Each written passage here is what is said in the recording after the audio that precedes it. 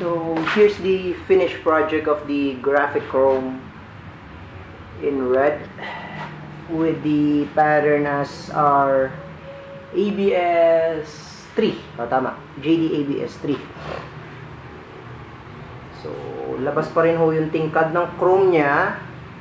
I mean, the main concept of this one is gumagamit kami ng chrome sa ilalim ng pattern. So on this case, we try na palabasin yung chrome effect on top of the print, although sa ilalim namin nilalagay.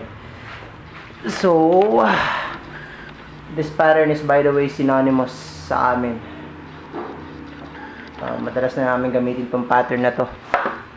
So the good thing about this pattern ho is hindi siya tipong madilim na pattern, unlike the other patterns na transparent. So the thing is, makikita mo yung base color or yung kulay sa ilalim or whatever effects you have sa ilalim ng print. That's a good thing about this pattern.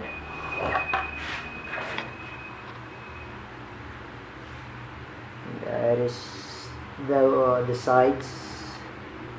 Then yung batok.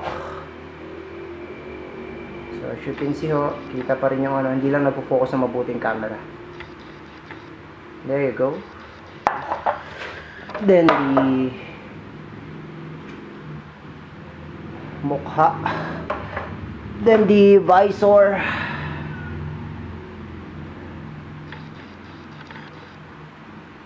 Okay. So there you have it.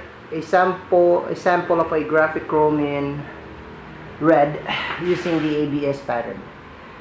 Okay, so hopefully may makuha kami magandang picture pag na-install na.